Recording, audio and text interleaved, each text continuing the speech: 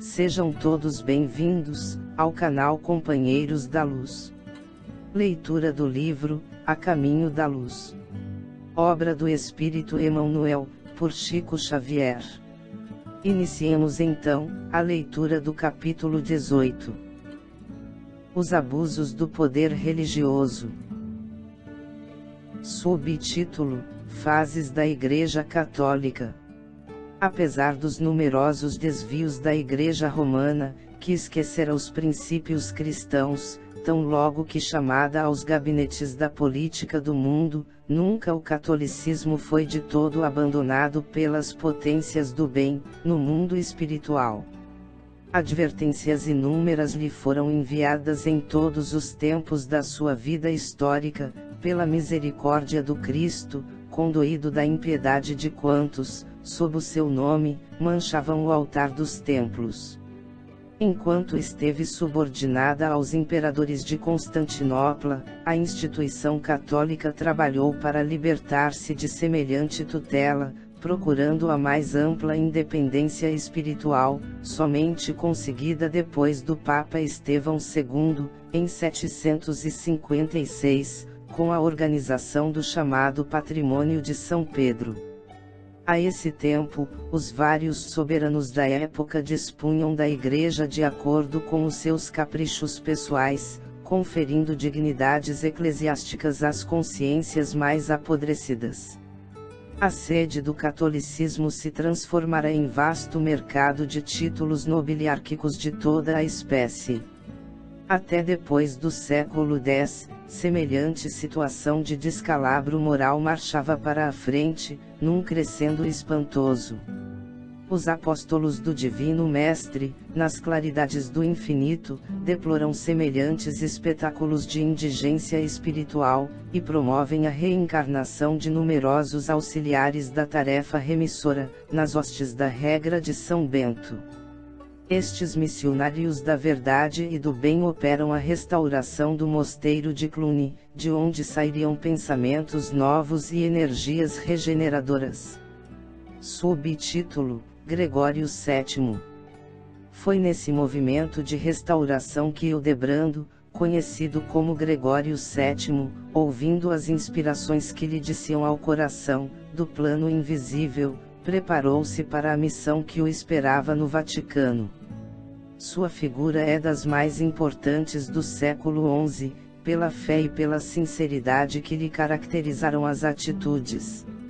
Eleito Papa, após a desencarnação de Alexandre II, reconheceu que as primeiras providências que lhe competiam, eram as do combate ao simonismo no seio da instituição católica, e as do restabelecimento da autoridade da Igreja, que ele desejou sinceramente reconduzir ao seio do cristianismo, embora as lutas sustentadas contra Henrique IV, façam parecer o contrário.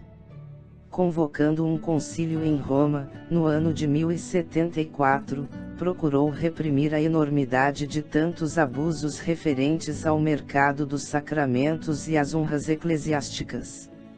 Filipe e Henrique IV prometem amparo e auxílio às decisões do pontífice, no sentido de regenerar a organização da Igreja. Henrique IV, porém, prestigiado pelos bispos culpados de simonia, fugiu ao cumprimento da promessa, e depois de exortado por Gregório VII, tenta depô-lo, reunindo em Worms um sínodo de sacerdotes transviados. O Papa excomunga o príncipe rebelado, ocorrendo então os célebres acontecimentos de Canossa.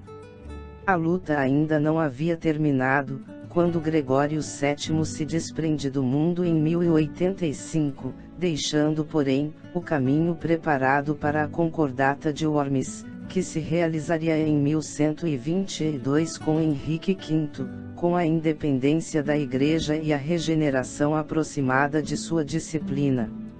Subtítulo: As Advertências de Jesus. Instalada nas suas imensas riquezas e dispondo de todo o poder e autoridade, a Igreja poucas vezes compreendeu a tarefa de amor, que competia à sua missão educativa.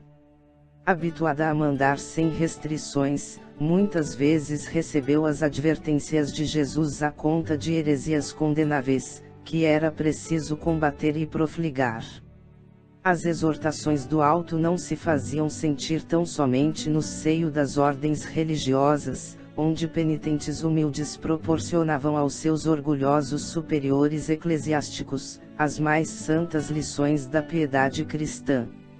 Também na sociedade civil, as sementes de luz deixavam entrever os mais esperançosos rebentos de compreensão e de sabedoria, acerca do Evangelho e dos exemplos do Cristo. Neste caso está Pedro de Vaux, que, embora sendo um homem de negócios, em Lyon, desligou-se de todos os laços que o prendiam às riquezas humanas, despojando-se de todos os bens em favor dos pobres e necessitados, comovido com a leitura da exemplificação de Jesus no seu Evangelho de amor e redenção.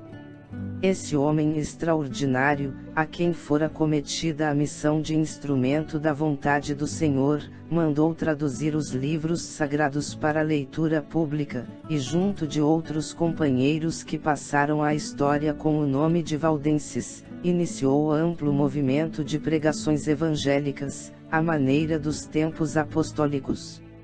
Os pobres de Lyon foram excomungados, primeiramente pelo arcebispo da cidade e mais tarde, em 1185, pelo pontífice do Vaticano. A Igreja não poderia tolerar outra doutrina que não a sua, feita de orgulho e mal disfarçada ambição. Qualquer lembrança verdadeira e sincera, do seu divino fundador, era tomada como heresia abominável e suscetível das mais severas punições. A verdade, porém, é que, se os valdenses foram caluniados pelas forças católicas, suas pregações e apelos nunca mais desaparecerão do mundo desde o século XI, porque, com vários nomes, as suas organizações subsistirão na Europa até a Reforma, não obstante os guantes de ferro da Inquisição. Subtítulo: Francisco de Assis.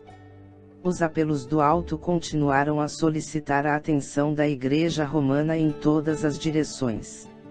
As chamadas heresias brotavam por toda parte onde houvesse consciências livres e corações sinceros, mas as autoridades do catolicismo nunca se mostraram dispostas a receber semelhantes exortações.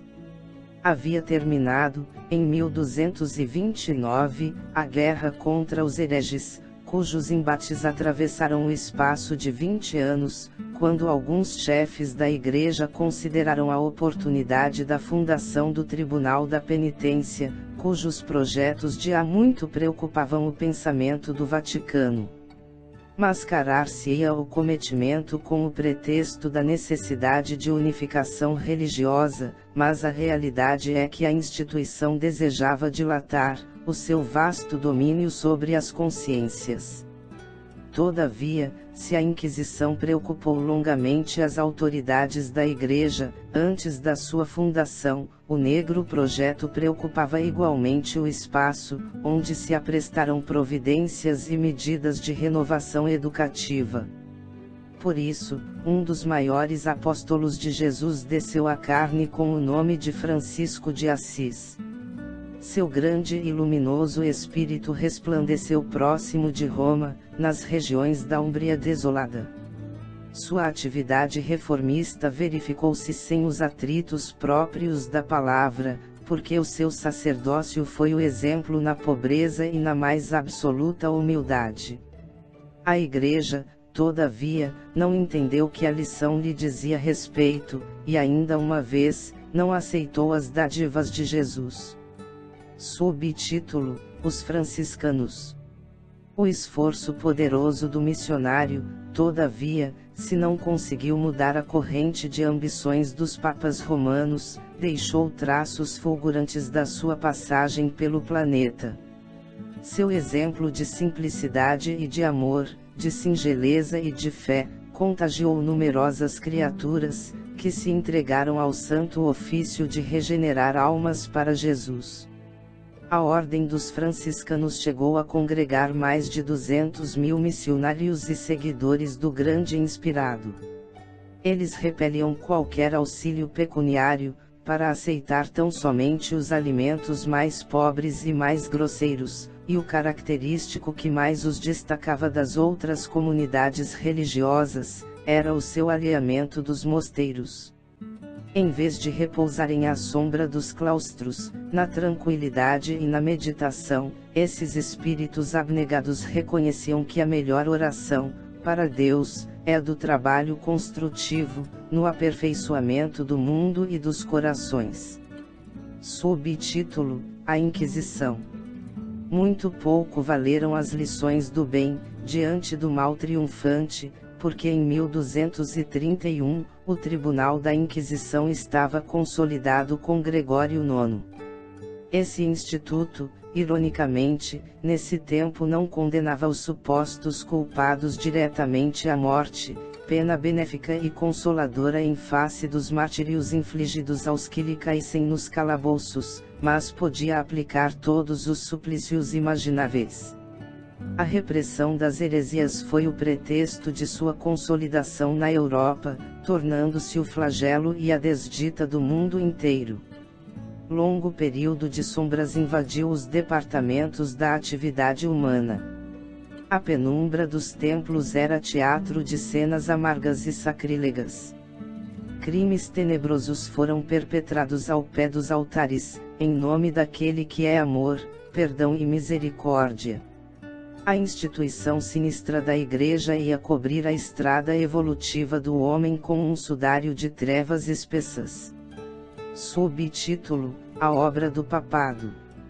Há quem tente justificar esses longos séculos de sombra pelos hábitos e concepções daquele tempo. Mas, a verdade é que o progresso das criaturas poderia dispensar esse mecanismo de crimes monstruosos.